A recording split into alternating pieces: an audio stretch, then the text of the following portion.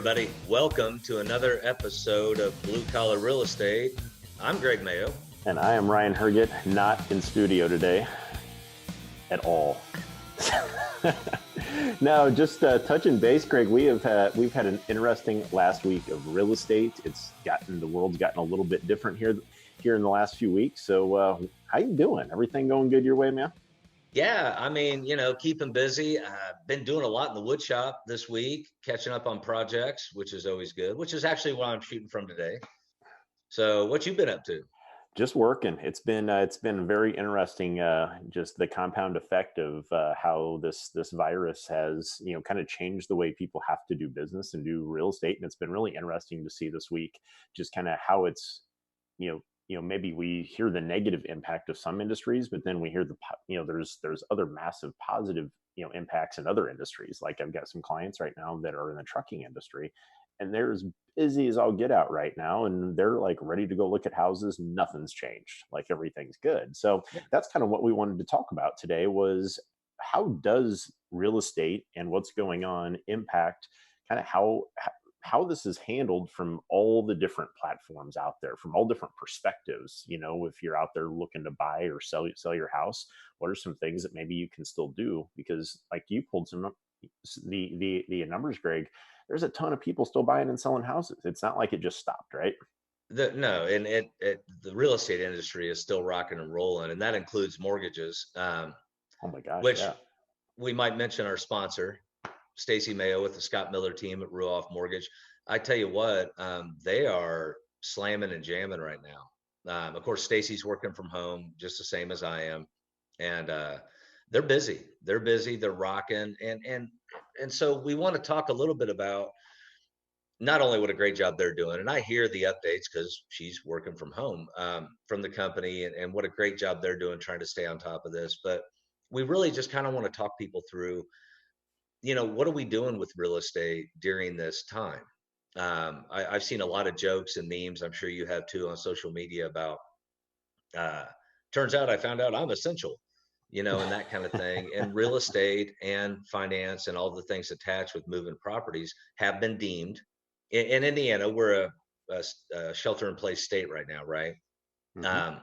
But they have been deemed essential businesses. And so we want to talk today a little bit about, sort of why is real estate essential? And then we'll go through some of the numbers. So Ryan, what's your take on that? Why is real estate an essential business in this time?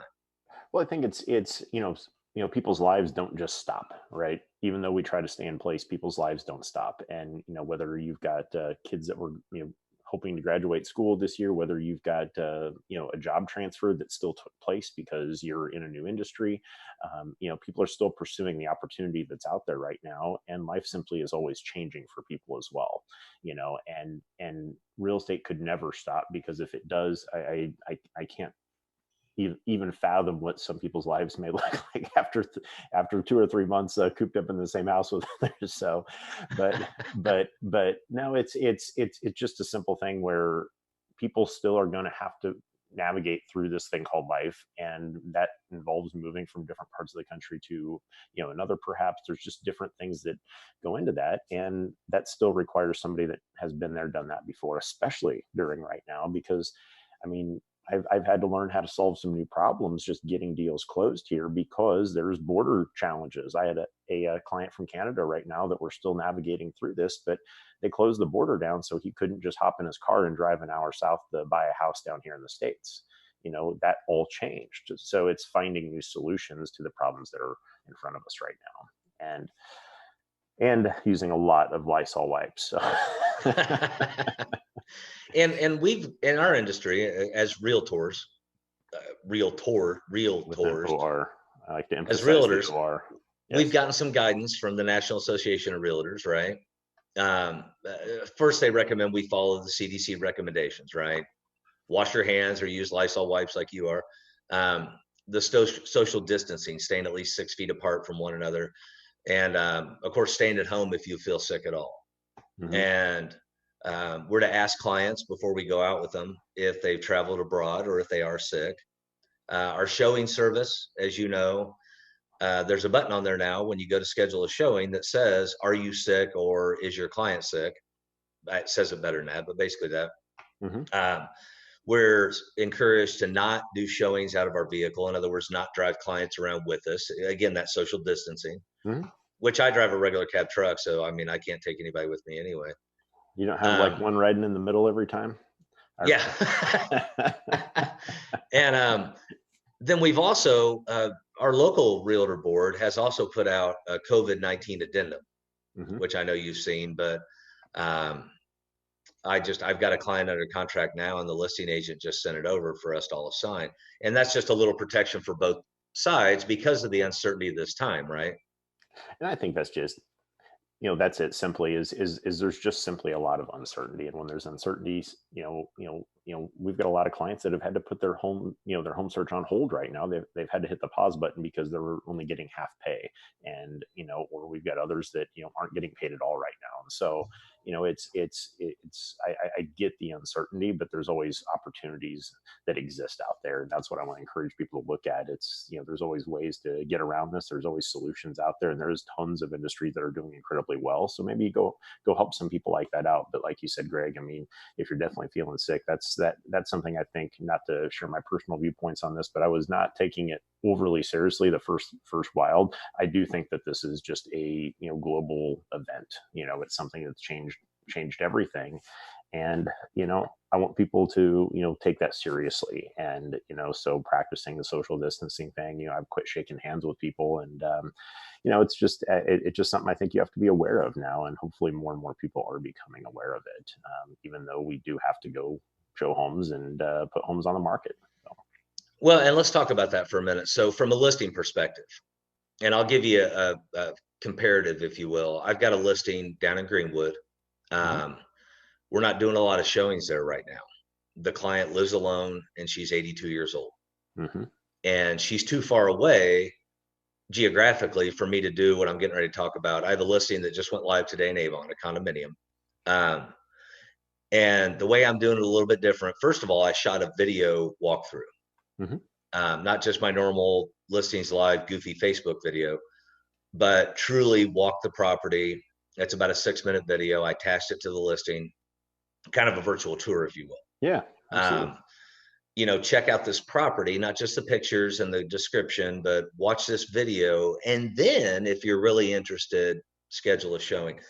And then the other thing is, because it's 10 minutes from my house, I told my client that after every showing appointment, when I got notification they were gone, I'd come back over with a disinfectant wipe, wipe down the doorknobs, the light switches, hard surfaces. Some people may think that's overkill, but to me, it's a way to give her a little bit of peace of mind and make sure everybody's protected just by making sure we're being as safe as we can while still doing what we need to do, because she needs to get rid of this property. Yep. No, and I could not agree more with what you just said. I don't think there's anything over protective about that. I think those are the measures that I hope most people are considering taking at this point. And that's what's going to allow all of this to get back on the the train it was on, which was just unprecedented number of showings. I mean, I was running some numbers earlier in the week, and our showings up through the beginning part, before 2 weeks ago, right now, our showing numbers were almost 20% better than what they had previously been, last spring. So it's like, we were on such a rampant pace, and it's definitely declined that a little bit.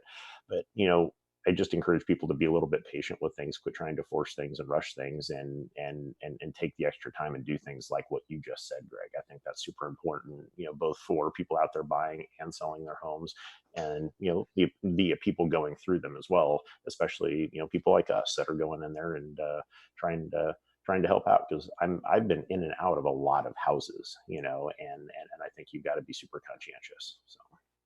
Absolutely. And so let's talk about showings a little bit.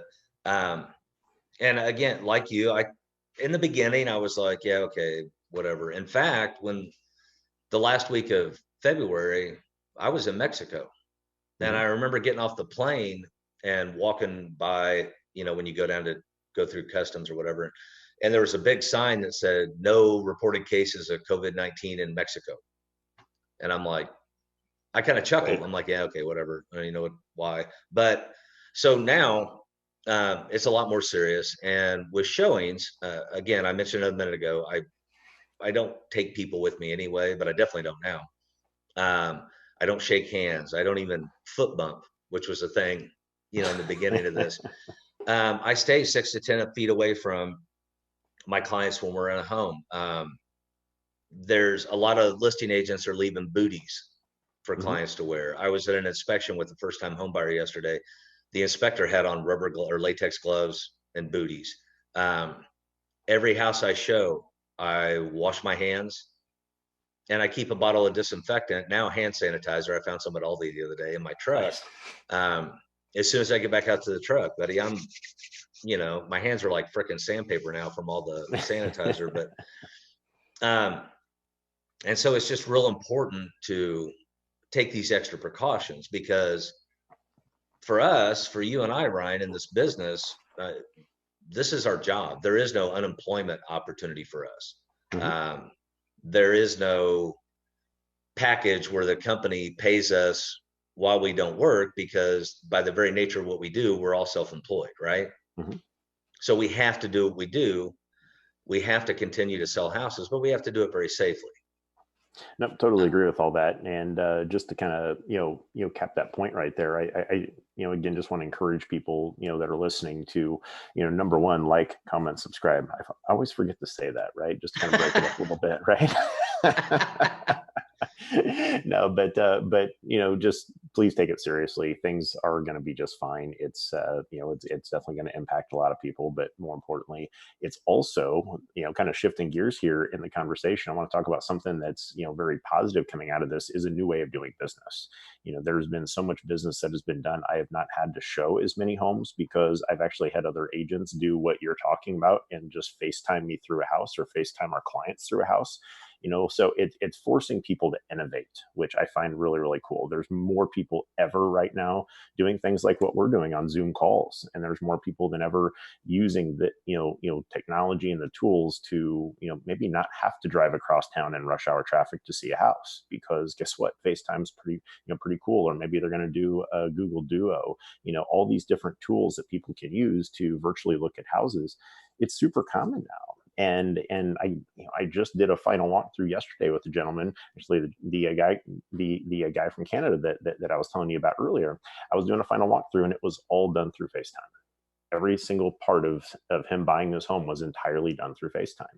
And that's cool. I think that's something that more and more people are totally willing to do at this point, because technology allows us to see things from a new angle. I personally think it's kind of exciting. So there's a lot of innovation coming out of, what's going on.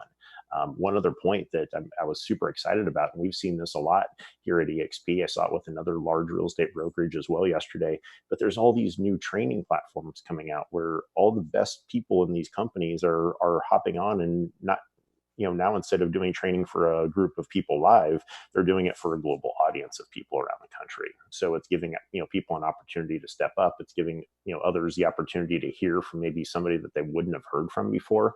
And it's forcing that type of innovation, which I think is super cool. And that's one thing with our broker GXP that I have found just fascinating. Number one, we were already set up as a virtual platform anyway, if you will. We could literally, from start to finish, from first contact with a potential client to closing, never be in the same room. We can do it all virtually through EXP World and some other tools that we have. And you're right, it's very cool. And I've been taking advantage this week of a lot of the trainings. I've got the downtime. I might as well be bettering myself, educating myself. So in that sense, it's fantastic. Some of the ancillary benefits, though, when I did have to drive across town yesterday, or coming back from way over on the east side, like off 70 and Post, back over to Plainfield, there was no traffic. There's nobody out, right? But joking aside, one of the coolest benefits, last night, I made dinner. Me and my wife and the 2 kids that still live at home sat down and ate dinner. And then we actually sat and played a board game. Yeah, that's and neat. Talked. I mean, really communicated with one another. It was 2 or 3 of the best hours I've had in a long time. Not that I would wish this pandemic to continue or come back or whatever, but I used to always joke, people say, is the glass half full or half empty? And my thought was always the glass is too damn big. But in this situation and what we're all dealing with, you got to look for the bright points, right? And that's with doing what we do with business, but that's also in our personal lives. A friend of mine just posted a battle royale video right before we went online here about, and it was her robot vacuum cleaner and her cat. Just creative, silly stuff like that. You know what I mean? Because you're right, this is going to end at some point. And earlier when I was putting together notes to the show, I had put together several slides that were about GDP predictions over the next 2 quarters, about the stock market and all this other stuff. And I thought, well, no, that maybe we should just stay in early. Right. Right. I can read those numbers and I can listen to an economist and I can comprehend what they're saying, I think. But for us, it's really about real estate. And yeah, that affects this and this informs that, and whatever, but our lane's real estate. So I want to talk a little bit about, and that was a horrible segue, but I want to talk a little bit about the numbers as far as what we're seeing in my board, the Metropolitan Indianapolis Board of Realtors, which is the realtor board for Central Indiana, for those of you listening in other parts of the country. So let's talk about some of those numbers, Ryan. Well, looking back over, recent history, again, there's nothing to compare this to. There's nothing to say, 9/11 was like this. There's nothing to, numbers. We started to track them a little bit better, back when the recession hit back in 2008, 7 and 8. But now here's what we know is that in the last week alone, okay, there's been 744 homes actually close. Okay. Now that's down, I should have pulled numbers from what that looked like prior to the show, but simply put, that's still almost 1,000 people that just closed on a house and are moving this weekend, right?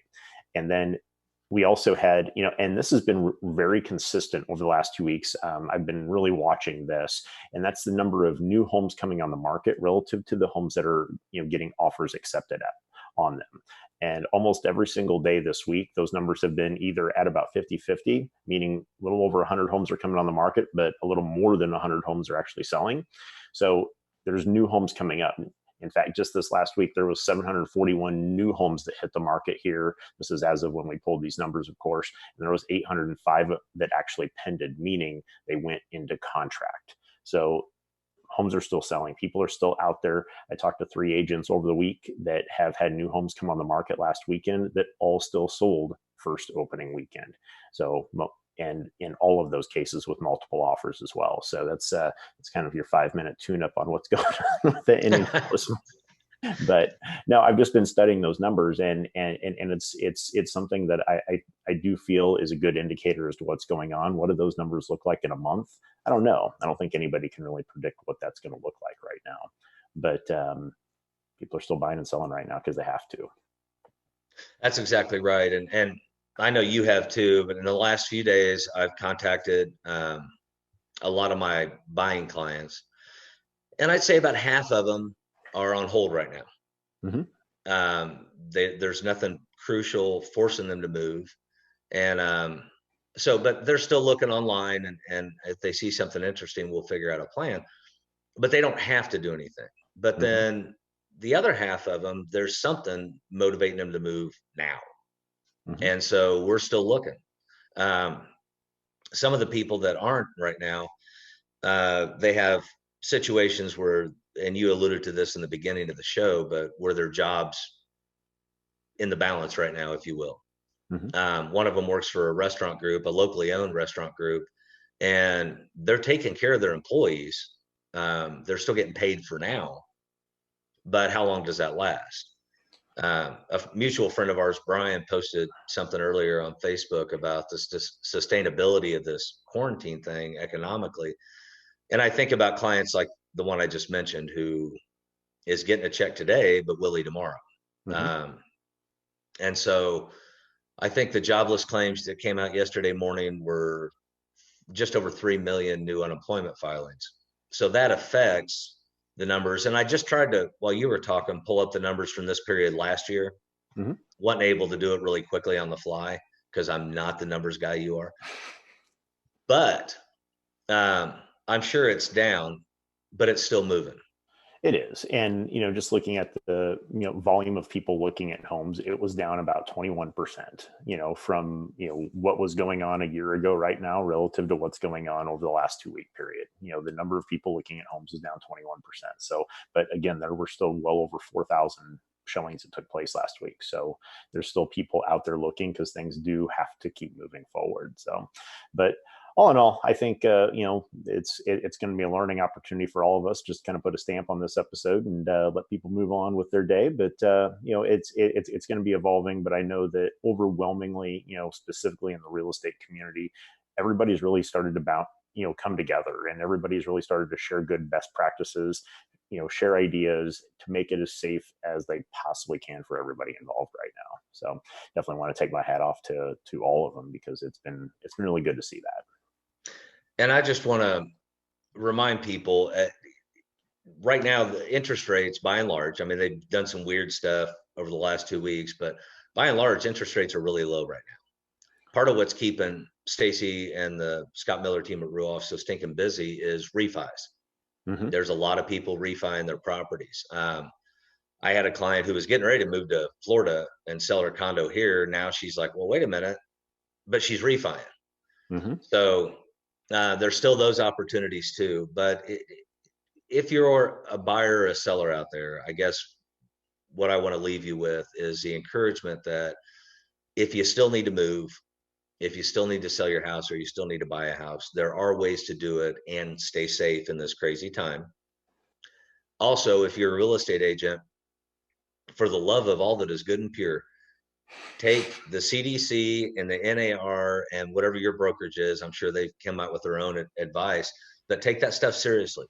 Protect yourself, protect your clients, protect the people you're not going to see by following the guidelines, and let's just keep going forward. Let's do our jobs every day, but let's do it in the safest way possible so that we can get through this and back to some semblance of normalcy. And so on that note, we're going to wrap up the latest edition of Blue Collar Real Estate. So Greg, I appreciate your time today. It's good seeing you, although virtual setting, and hope everybody else has a great day as well. Thanks so much, everybody.